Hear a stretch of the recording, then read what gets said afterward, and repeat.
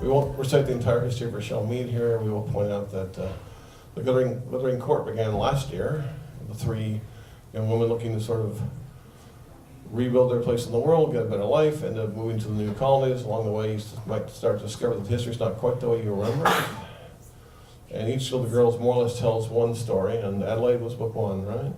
And now we have Midnight Jewel, and Mira is more or less telling the story, and at some point we'll get book three, and you'll know all the answers will be answered for all that. As far as the sign tonight, we will take Richelle around the corner. 4 books, 1 personalization. If you've got more than that, just go around again, we'll get everybody happy. You can sort of lean in and take a picture, but we don't want people to go on the table and get a lot of posing going on. And please note we record the event tonight. We have our official chap back there, Matt, so it will be up on our webpage and our YouTube page at some point. So without further ado, I think we should just welcome Richelle Mead. And we're having a giveaway, so we're going to pass raffle tickets around, and you're going to tell them what they're getting. Yes, Sean. So the idea is you tear up half the ticket, so take it half of you keep the other half, and it goes in the box. Okay. Straightforward. All right. Now, you can turn this on mute or off if you're not using it, so you can turn off some more. We adjust this a little bit, and we'll get going.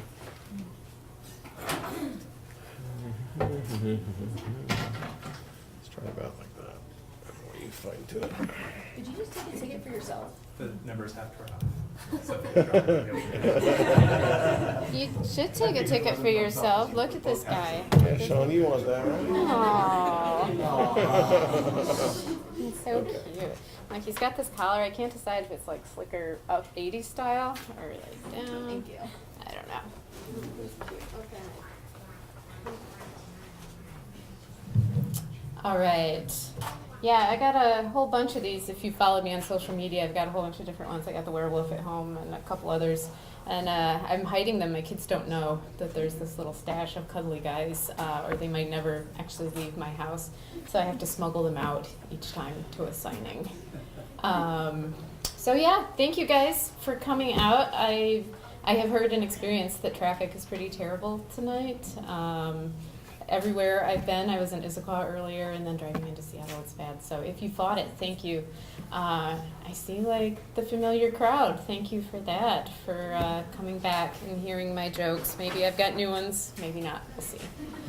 I don't have a reading from Midnight Jewel. A lot of people are still kind of getting into the series, so what I've been doing is just kind of talking a little bit about the Glittering Court and what's going on with Midnight Jewel, just to get you up to speed. And then, as always, if there are questions you haven't had answered, or maybe questions you've asked me and I've dodged, maybe you'll have better luck tonight. Probably not. I'm usually good at dodging some of those tricky ones. But anything else that's come up, we can chat about that, and we'll sign your books and do pictures, and it'll all be good times.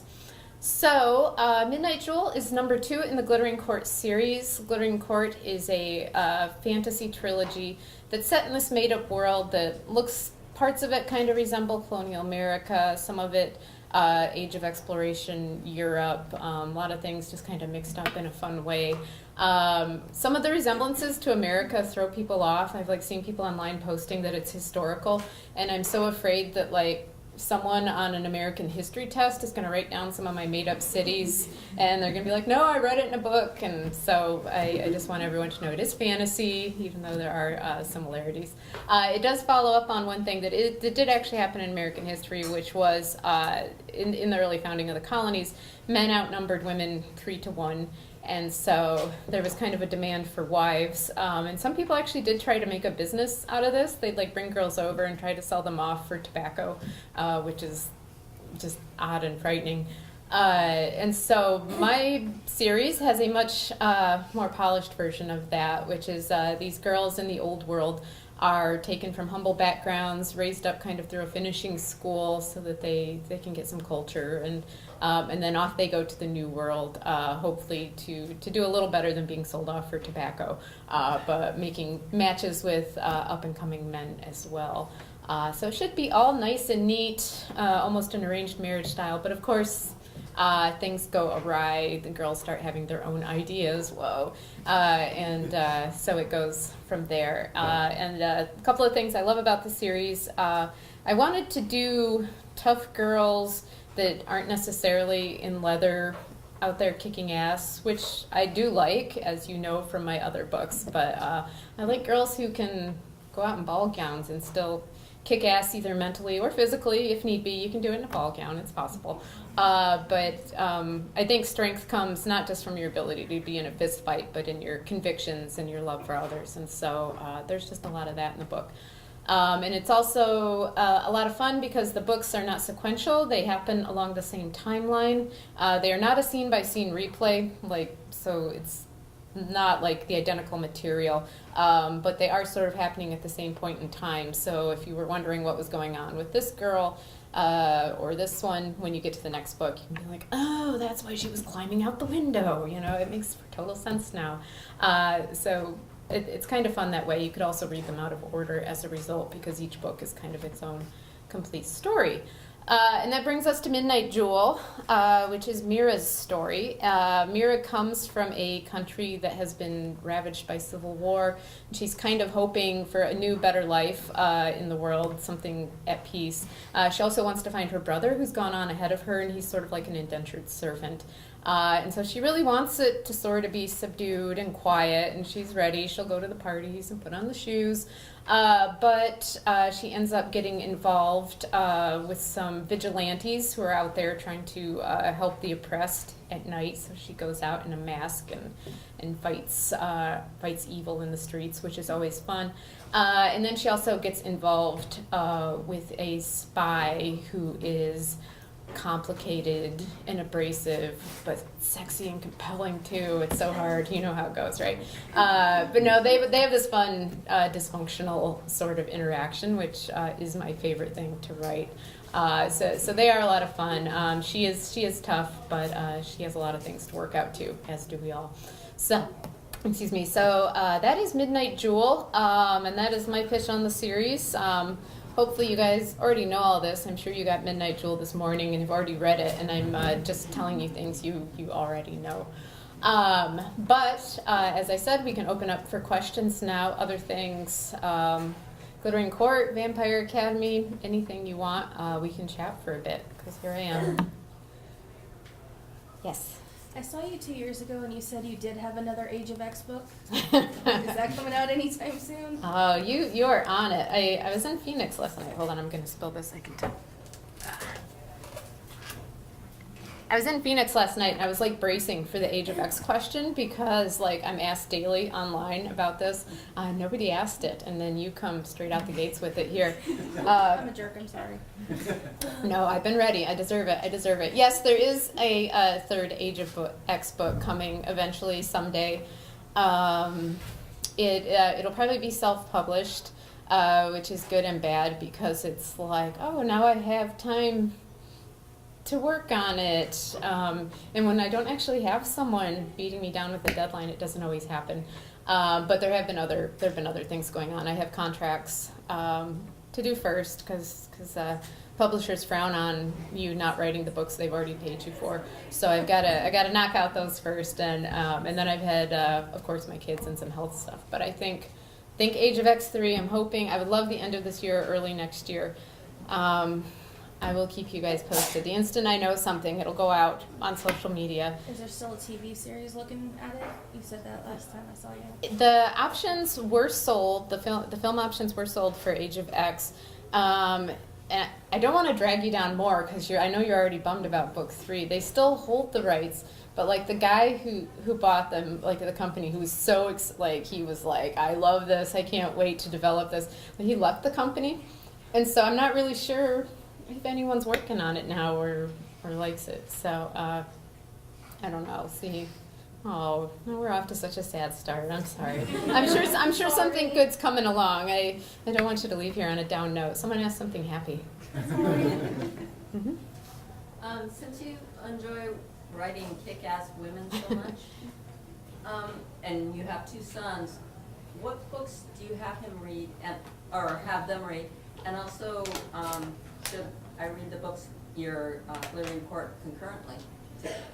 Oh, should you?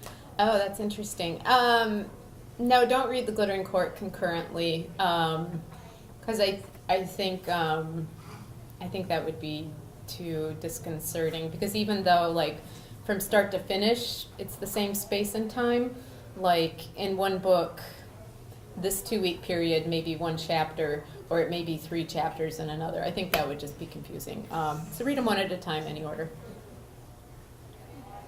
As for my kids, they read everything, and they read guys and girls that are totally out there doing the same things, which is just really nice to see. And they don't seem to notice. As my older one starts to go through school, I can start seeing the social circles, like the gender divide starts to happen, with what's boy stuff and what's girl stuff.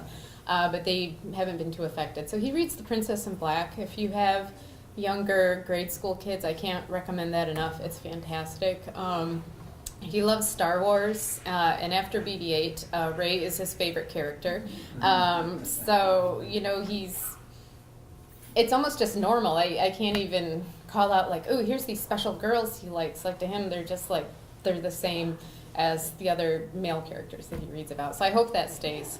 The school social scene, as everyone knows, does change everything. And, I see some of the other boys in class, like, you like purple? That's a girl color, and it starts and it's insidious. So, try to keep my hand in that. Yeah.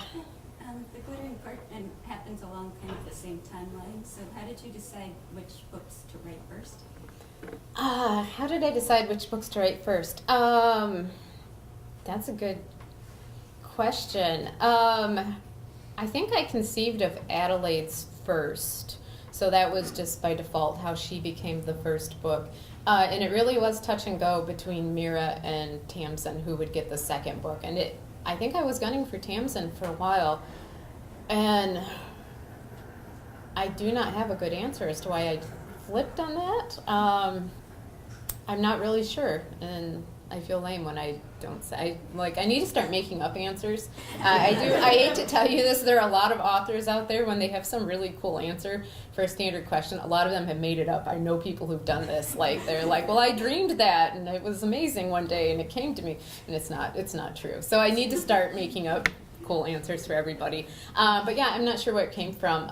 Tamsin's story is pretty complicated. If anyone has read the first book, Tamsin is actually out of the scene of the other 2 girls. The first 2 books, even though they're doing different things and they don't necessarily cross paths in the books, they are in the same geographic area, and Tamsin's off doing her own thing. So that is a little bit more complicated to write in some ways, but in some ways it's also freeing, because when a series like this, when they are taking place at the same time, you have to make sure everything is consistent, because if it contradicts the previous book, that's really weird. If they are in the same scene, they're both at the same party, you suddenly can't have something happen that didn't happen in the first book, even though it might make a better plot point. So in some ways, Tamsin's is a little easier because she's out of that space so much.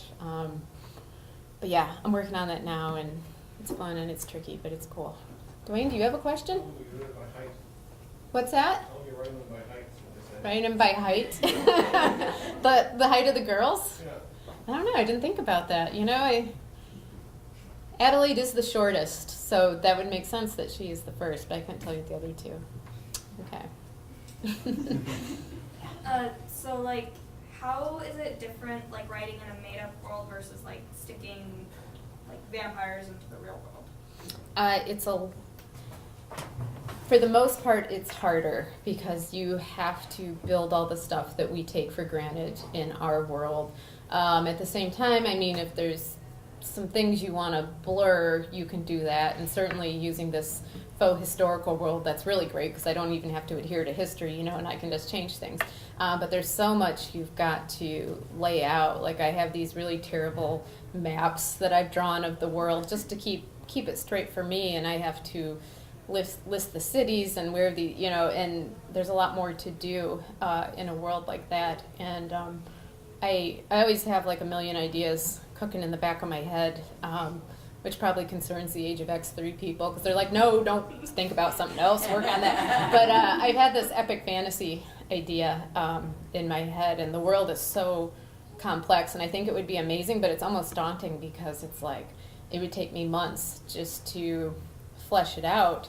Versus, Vampire Academy, it's like, bam, we're in Montana, there it is, and it's all drawn out for us very nicely. And so yeah, it's fun to have control of that, but it is great to just run with the world we know and start dropping in pop culture references, about the 80s and whatever junk food Rose is eating at any given time. So yeah, I like them both. Anything else that I can help you guys out with? Mm-hmm. Just as a writer talking about deadlines, I'm curious, how do you protect your creativity from like that burden of people haggling you for meeting your deadlines or whatever they preclude you for? How do you protect it? It's tough. It's a balancing act because there's a certain point without a very serious reason that you can't break that deadline. I mean, there's allowances for sometimes the book just isn't happening, but again, a publisher has paid you partially up front, but then the other issue is they plan their schedules way in advance because, the whole process of getting books out is so complicated. They have advertising campaigns planned, they have tours, they have reps who are talking to stores, and so when you pull a book out of that cycle because you're late, it throws things off. So they really, really want a good reason for it. So that being said, you hope if you're pressed for a deadline that you can catch it in another cycle, because that is one thing, at least you're usually going through about 3 rewrites. And I've done that, I know, in my first draft where I'm just realizing, getting through this middle section, it's very blah, and I'm just like, I've got to, hopefully pick that up on the next pass. I actually turned in a first draft once where I was so stumped on how I was going to get to one point. I actually just wrote in for my editor, something exciting happens here. And it was a first draft, which is the only way I got away with that. If I tried that later, I would have been in big trouble. But you really just hope you can come to it later. And I don't, again, have much of a better answer than that, because I've also never missed a deadline for creative reasons, so that may be part of it. I've certainly been stumped, and I've certainly had to rewrite and tear apart, but I've never been in a position where I've had to say, okay, this book's going to have to be 2 months late because I can't think of that. But yeah, it is hard when it becomes a job. When you're writing your first book, you have forever to wait for the muse to come, right? So to speak. But once you're in the job, it's a business, and you gotta work on it. Did I see a question back there? Yeah. So does that mean when you write, you just write as it comes to you, or do you write an outline in advance, kind of giving you an idea of where it's going to go? I write an outline. Some people don't, but I have to, and that definitely helps the process. Going back to keeping your creativity and avoiding writer's block. It is much better to stall out in the middle of a 15-page outline than in a 400-page book. To be in the middle, to have knocked out 200 pages and be like, this was a terrible idea. It can still happen with an outline. I can have what I think is a wonderful outline, and I'm in the book, and I'm like, oh, there was a flaw, and we've got to do some unraveling. But the outline definitely helps protect that process and lets me know if something's going to go wrong. And if I do have a blip where there's like, okay, I know farther in the book to make that happen, I need to think about it more. At least I know that's on the horizon in the outline while I work on the earlier stuff. So that's me. I need to outline meticulously. Some people don't, and I envy that. But for me, I like to seed things so much. That's my thing. I like foreshadowing, and I like to drop things in book 1 in a series that come back to haunt you. Like, wow, that was what they said in the first book. It's profound, and I like to do that, and I couldn't always do that, I guess, if I was just on the fly. So that's my preference. Did I see a hand here with someone just kind of shifting? I don't want to pressure anyone to ask a question that doesn't have to. Yeah. So as far as publishing goes and your publisher, working with your publisher, when you go to them and say, I have an idea for a series, if the publisher doesn't like the series, like for instance Age of X, do they not like Age of X and that's why you're having trouble doing the 3rd book, or do they don't want it and that's why they don't give you a deadline? So there's a couple of things in there separate that are separate kind of things. So right now, for example, I have The Glittering Court is my only contracted book right now, and there's little clause. Why am I blanking on it? Is it option? What is it called? But first, yeah, they have the right of first refusal. They basically, if I write anything else young adult, it has to go to the person I'm currently contracted with, like before I can shop it to another publisher. And they can pass on it, and they can make an offer, and I don't have to take it. But it's got to go to them first, because they kind of want to, assuming they want to keep me, they want their hands in it first. So if I develop a new series, it goes to them first. And then if the offer isn't good or they would pass on it, then it can just go back out. My agent would take it back out on the market and shop it to different publishers to see what we could get. For Age of X, it was first sold in 2 books, and that often happens with a series. Even if you think it's going to be more, they kind of go in bunches. Like Vampire Academy, book 1 and 2 were sold together. Then 3 was on its own. Then 4, 5, 6, 7 were a big giant contract. So it's weird the way they bundle up. And so it was just 2 books in Age of X, and they didn't perform the way this particular imprint wanted. They sold fine, but I think they were hoping for Vampire Academy numbers. Everyone wants Vampire Academy numbers. And so they just chose not to continue it, basically. But there's like this super hardcore contingent, and like I'm always checking the sales numbers again, because I'm like, did it like triple? But it didn't. It's still this kind of, middle of the road fan base, but people are so passionate. Like seriously, I hear from them every day about it. So I am driven to keep up with it, because the series is planned out. It's just a matter of how it's going to happen. So should your fans just give you a deadline? Maybe they should. Maybe I need something on the line to like urge me to do it. Sometimes I think I should just like release it in batches, like, here we go, I'm self-pubbing 20 pages for 99 cents. There you go, installment 1, and we'll just keep going, and eventually we'll hit it. So Authors are doing that. I know they do. It's something I've never done. I prefer the idea of the entire book out there, but who knows? We'll see. Crazy things happen. Yeah, you can have the last question. What is your advice on like getting through editing like a piece of written work? Getting through editing on a piece of written work, like working with an editor, you mean? Like kind of going through your first draft, and if you have to do it on your own. Okay. If you're doing it on your own, I would say wait and get some space between you and the book then. If you're trying to edit it immediately after you finish and you're the only set of eyes on it, you will not have a clear take, because it's also fresh and you just did it that way, and obviously that's the perfect way, because why else would but when time goes on and you go back, you will see it differently, and that's good to step back. You need to also tell yourself that not every single word is precious. Now, and that I'm not advocating like delete 3/4 of your book. It does happen, but just be prepared that some things just, maybe it's a compelling scene that you love, but if it's not developed correctly, or it's throwing off the pacing of the book, or it really has no place in the book, you have to be objective enough to see the larger thing. And I think that's the hardest part, and that's why an outside editor, a professional editor, is so useful, because they do come in with that look, and they can say, they see it like, oh, that's slowing it down. Friends and beta readers can be useful too.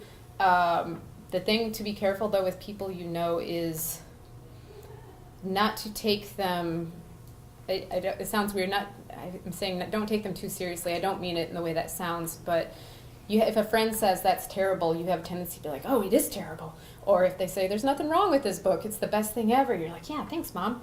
And and you can't, you need to sort of, listen to yourself. That friend that said that was a terrible part, think about it. Like, maybe it is, and that goes back to deleting. But not every piece of advice you get, good or bad, will be there. So, yeah, it's a hard thing for sure. I'm a good luck if you are writing. What's that? Everyone get a raffle ticket? Okay, let's give this guy away before I change my mind. Thank you. All right, here we go. I always feel so bad because like most of the numbers are the same, so people get this false sense of hope until the last one. 0, 9, 8, 9, 3, 8. Ooh, very nice. Congratulations. Aww. Yes, enjoy. You can keep it, we trust you. Right? Is anyone else going to claim 38 there? But don't worry, if you didn't win him, also as promised on social media, I have a lot of chocolate with me, so you can get a consolation prize. Do get some at my table. Last night in Phoenix, I had like this whole box full and people weren't getting it because they didn't notice it for some reason. So I was like taking handfuls and like spreading it in front of me, like hoping people like, look, it's chocolate, take some. And they'd be like, oh, hey, there's chocolate there. Like, yes. Could recycle these, we could dump them in there maybe. Yeah, you can dump them. Yep, this is my chocolate box. Great. All right, that's all I've got for you. Dwayne and friends will lead you into an organized line of fun. Thank you guys for listening.